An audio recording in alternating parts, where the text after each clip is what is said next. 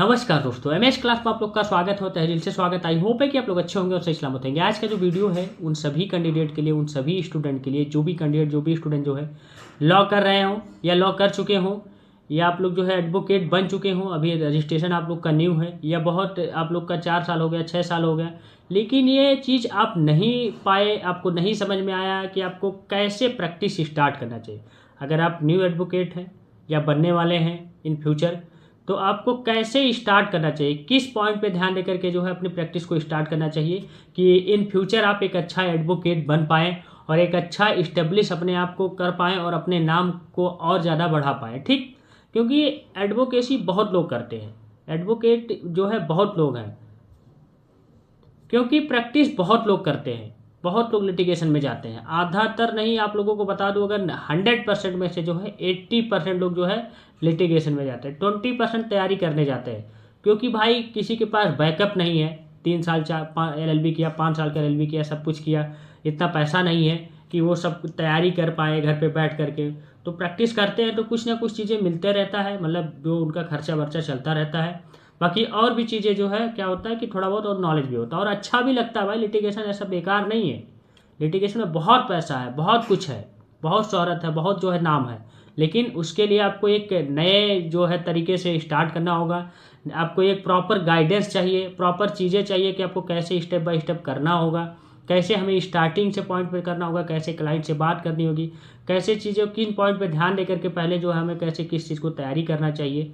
ये सब सारी चीज़ें जानना बहुत ज़रूरी है, तो उसी के बारे में बताने वाला हूँ। ध्यान से और अच्छे तरीके से बने रहेगा, पूरे वीडियो को देखिएगा, मेरी हर एक बातों को सही तरीके से गौर तरीके से सुनिएगा। अगर कुछ ना भी समझ में आएगा तो आप मुझे कॉल करके मैसेज करके पूछ भी सकते हैं 7985535991 पर। ठीक, मैं भी आप लोगों के जैसा हूँ, जो भी मेरे पास एक्सपीरियंस है या जो मैं पढ़ करके एक्सपीरियंस लिया हूँ या लोगों से सीख करके लिया हूँ, वही चीज़ मैं आपके बीच में साझा करने वाला हूँ। ठीक, ज़रूरी नहीं है, एज मैटर नहीं करता, ये मत समझिएगा। और बाकी ये भी चीज़ होता है कि कोई ज़रूरी नहीं कि मैं अभी जो स्टार्टिंग हूँ और आप लोग 2 साल 4 साल आपका बीत गया, तो ये भी नहीं मैटर करता, क्योंकि एजुकेशन के क्षेत्र में ना तो एज मैटर करता है, ना तो आपका जो है काफ़ी जो है सीनियरिटी मैटर करता है। ये सब नहीं मैटर करता इसमें।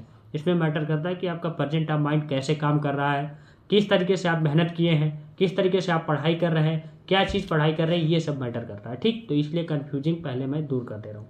जानिए आप लोग जो है, सबसे पहला जो मैंने ये लिखा है, मैंने चीज़ें नोट की है, बढ़िया अच्छे तरीके से PDF बनाया है सही तरीके से। अगर वो भी चाहिए तो मैं आपको वो भी सेंड कर दूँगा। ठीक, सबसे पहले आप लोगों को बता दूं, जो है आपकी LLB कंप्लीट हो चुकी है 3 ईयर्स एंड 5 ईयर्स, तो आपको करना होगा। नहीं अगर कंप्लीट हुई तो आप करिए। अगर आपका कंप्लीट हो चुका तो सबसे पहले आप लोगों का जो पहला पॉइंट है इनरोलमेंट, सबसे पहले आप इनरोलमेंट करवाएं। सबसे पहला ये कदम है, आप लोगों का स्टेप है आप एक एडवोकेसी में जाने के लिए। आप इनरोलमेंट करवाएं। स्टेट बार काउंसिल में अलग अलग जो आप लोग का स्टेट हो, वहाँ पर जो अपना इनरोलमेंट करवाएं, जो है जो आप लोग का सर्टिफिकेट होता है उसे प्राप्त करें। इसके बाद आप लोग का जो है एडवोकेट एक्ट 1961 के सेक्शन नंबर जो है 24 के तहत जो है पूरी तरीके से आप लोग की जो डॉक्यूमेंट जो लगेगा वो आप लोग की डिग्री होती है, आपका आधार कार्ड, ID प्रूफ, आपका जो है करेक्टर सर्टिफिकेट, ये सब सारी चीज़ें जो आप लोगों के लगेंगे उसमें डॉक्यूमेंट के तौर पर, वो चीज़ आप दीजिएगा। मैं आपको वीडियो के माध्यम से पहले ही बताया हूँ। ठीक, ये भी जानना जरूरी है, जो आपको मैं सेक्शन बताया हूँ क्यों बताया हूँ, क्योंकि एडवोकेसी में बहुत लोग चले जाते हैं, बहुत कुछ कर लेते हैं, सब कुछ कर लेते हैं, कई साल की प्रैक्टिस होते हैं, लेकिन वो चीज़ नहीं पढ़ते। एडवोकेट एक्ट बिल्कुल नहीं पढ़ते, बहुत कम लोग पढ़ते हैं। आप देखेंगे 100% में से आपको जो है 10% लोग जो ऐसे मिलेंगे कि जो एडवोकेट एक्ट जो है पढ़े हैं, नहीं तो पढ़े ही नहीं होते। मुझे भी नहीं आइडिया था भाई, मुझे भी नहीं पता था कि ये चीज़ होता है सिर्फ एडवोकेट। भाई पहले अपने अपने राइट्स, अपने जो है कर्तव्य, अपने ड्यूटी, अपने अधिकार, सब कुछ जो है जान लो कि आपको कहाँ कैसे बोलना है। आप एक एडवोकेट हैं, आप अपने बारे में जान ही नहीं रहे हैं, तो आप कैसे आप दूसरे को ज्ञान दे पाएंगे, दूसरे को बता पाएंगे। तो पहले आप अपने बारे में जानिए। तो इसलिए एडवोकेट एक्ट 1961 नहीं है तो ले लीजिए, पढ़ना जरूरी है, क्योंकि उसमें आपको राइट्स, आपकी ड्यूटी, आपके कर्तव्य, आपके जो ईमानदारी, आपके बात, आपके तो तरीके, सारे तौर तरीके, सब कुछ उसमें बताया गया, सब कुछ उसमें सिखाया गया। ठीक, ज़्यादा सेक्शन नहीं है उसमें, 32 या 35 ऐसे करके सेक्शन है, आप लोग ले करके पढ़ सकते हैं। अब जो आप लोग का दूसरा पॉइंट है, दूसरा पॉइंट क्या है? दूसरा पॉइंट यह है कि आपको AIB एग्जाम क्लियर करना पड़ता है, ऑल इंडिया बार एग्जामिनेशन, जिसे हम लोग कहते हैं। इस समय आप लोग का निकला हुआ है, अगर नहीं भरे हैं तो भर दीजिए अगर आप लोग हैं। इसे पास करने के बाद आपका जो है सर्टिफिकेट बनता है। सर्टिफिकेट जिसे हम लोग COP कहते हैं, सर्टिफिकेट ऑफ प्रैक्टिस, ये आपको जो है अप्लाई करना होता है डिक्लेरेशन का एक फॉर्म। आपका डिक्लेरेशन का फॉर्म होगा, वो 2 से 3 महीने के अंदर आपके पास सर्टिफिकेट ऑफ प्रैक्टिस, आप प्रॉपर तरीके से आप एक एडवोकेट बन चुके। अब क्या करना है, माइंड यहाँ तक तो चलो ठीक है, अच्छा लगा, बढ़िया लगा, LLB किए, ठीक है, अभी LLB नहीं हुआ, अभी रजिस्ट्रेशन नहीं हुआ, अभी क्या करें, कैसे करें, अब ये भी हो गया, अभी COP नहीं है, अभी ये भी हो गया। लेकिन अब लास्ट ऑप्शन, अब वहीं पर आपका जो खुशी का माहौल रहता है वो टूट जाता है, पूरी तरीके ब्रेक हो जाता है। लेकिन अब जो होता है वो आपको सोचने वाला होता है, आपको दिमाग, वो बचपना आपका चला गया। जैसे मान लीजिए वो बचपन एक तरीके से कि वो बचपन था आपका, अब जो आप लोगों का जो है एज आप लोगों का ख़त्म हो चुका, मतलब एज एक ख़त्म हो चुका, मतलब आपका जो है कंप्लीट हो चुका, आप एक एडवोकेट बन चुके। अब क्या करेंगे, अब दिमाग में नहीं आता कि कैसे प्रैक्टिस स्टार्ट करें, क्या करें, स्टार्टिंग से कैसे करें, कैसे किसके पास जाएं, सीनियर के पास जाएं, या कोई सीनियर नहीं मिल रहा है तो क्या करें, कैसे करें, बहुत मुश्किल होता है। स्टार्टिंग की जो एडवोकेसी में, जो लिटिगेशन में 2 से 4 साल बहुत अच्छा नहीं होता है, बहुत बेकार लगता है, जैसे लगता है कि इसको छोड़कर भागी जाऊँ। लेकिन यही 4 साल 5 साल जो झेल लेता है, वास्तव में वो एक अच्छा लॉयर बनता है, एक अच्छा जो है पहचान अपनी जो है मार्केट में बनाता है, या लोगों के बीच में, लोगों के दिलों में, क्लाइंट के दिलों में एक अच्छा अपना छाप छोड़ करके अगर जाता भी है तो, या जो है एक अपना अच्छा छाप छोड़ता है। ठीक, तो ये करने के लिए आपको जो है पहले तो लड़ना पड़ेगा। ये नहीं कह रहा कि पैसा नहीं मिलता स्टार्टिंग से, ये चीज़ें दिक्कतें प्रॉब्लम ठीक है, चीज़ें भी मैं आपको वो भी चीज़ें इसमें बताऊंगा। ठीक, तो अब जानेंगे हम लोग जो है जो मेन पॉइंट है जो आप लोगों का है, तो 2 पॉइंट हम लोग जान लिए।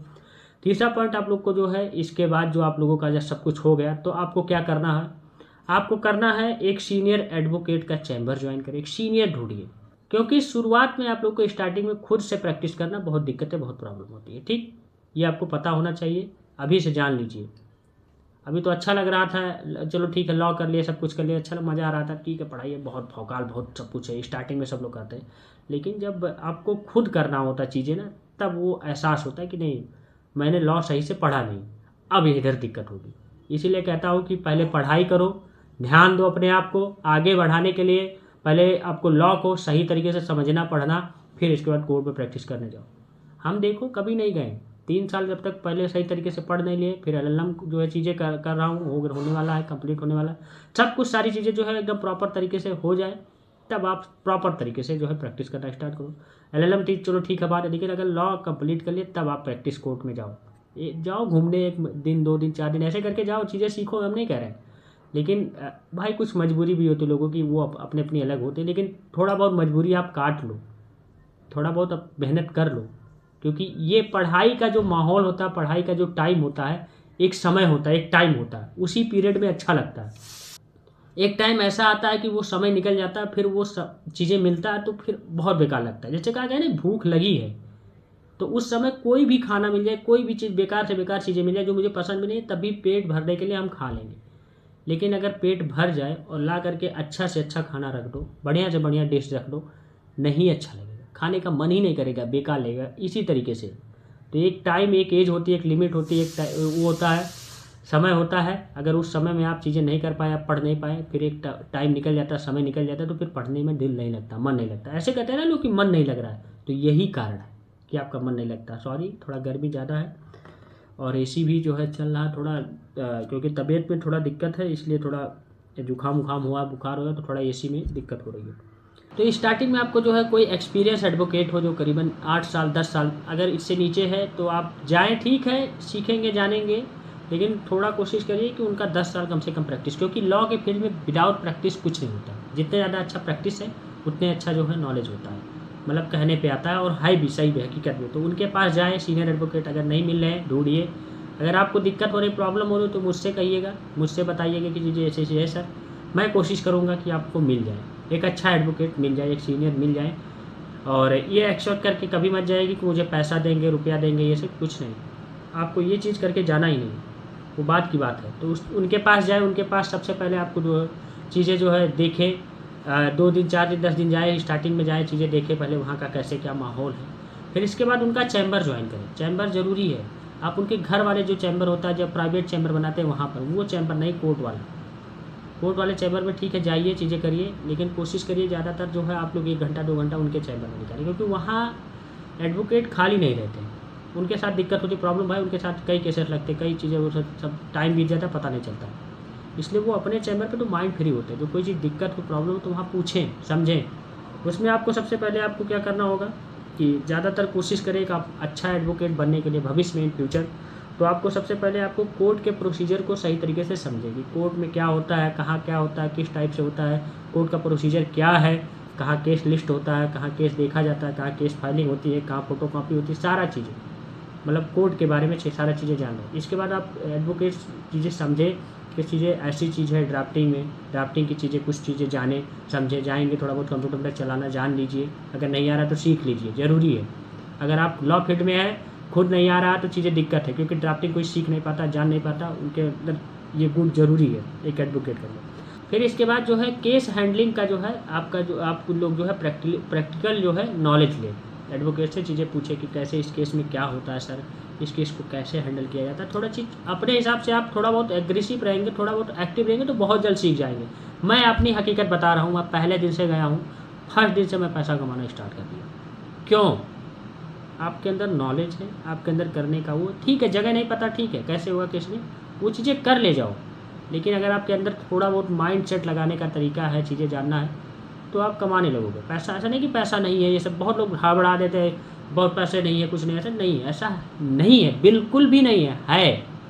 अब वो आपकी मेहनत के ऊपर डिपेंड करेगा। सीनियर कितनी जल्दी आपको जो है परख लेता है, कितनी जल्दी आपको जान लेते हैं, क्योंकि सीनियर के पास कई जूनियर रहते हैं, तो इतना जल्दी विश्वास भी नहीं करते किसी पर, ये भी जान लीजिए।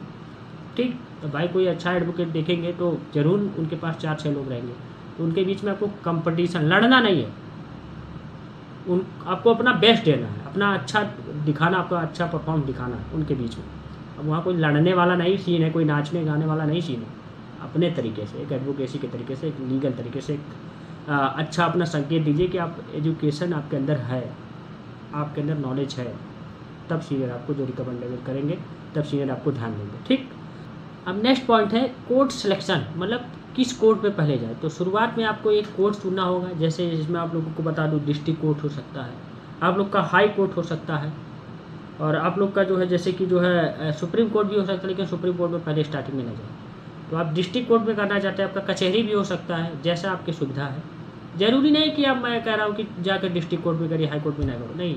आपका सपना बड़ा है, गोल बड़ा है, एम बड़ा है, तो आप हाई कोर्ट में करो, ठीक है। ज़रूरी नहीं है कि आप लोग कहते हैं कि जाकर डिस्ट्रिक्ट कोर्ट में सिखाओ, स्टार्टिंग से पॉइंट से बहुत से एडवोकेट से पूछेंगे, सीनियर से पूछेंगे, जाकर डिस्ट्रिक्ट कोर्ट में चीज़ें स्टार्टिंग, हाँ मानता हूँ कि चीज़ें वहीं से स्टार्ट होती है, वहीं से सिखाया जाता है।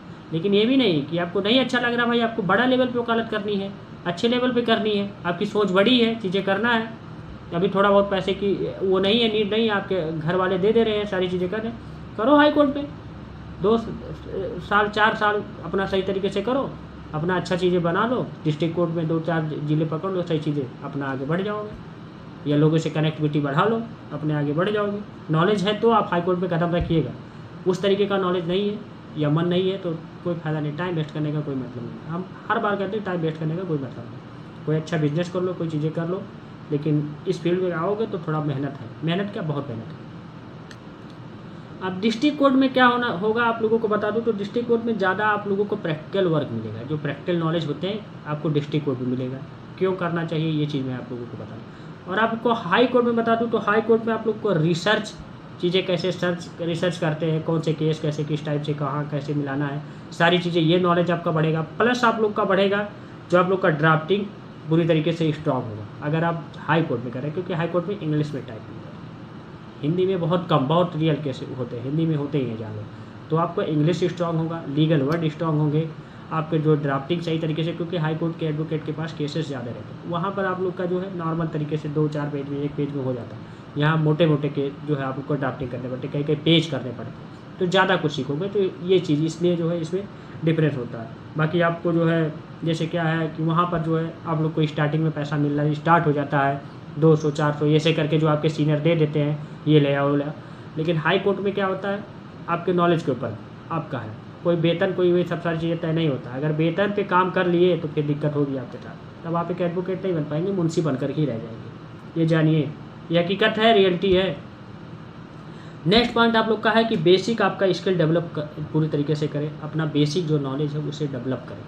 डेवलप करने की कोशिश करें, अगर नहीं है, अगर है तो और ज़्यादा डेवलप करें, ज़रूरी है। कौन कौन से आप लोग को बता दूँ, जो जैसे आप लोग का जो है ड्राफ्टिंग में आप लोग का जो है बेल एप्लीकेशन हुआ, नोटिस हुआ, आपका एप्लीकेशन हुआ, नॉर्मल एप्लीकेशन हुआ, पेटिशन हुआ, रिट पेटिशन, ये सब आपका सर्विस का मैटर हुआ। ये सब सारी चीज़ों में आप अपना थोड़ा स्ट्रॉन्ग बनाएं, अपना दें।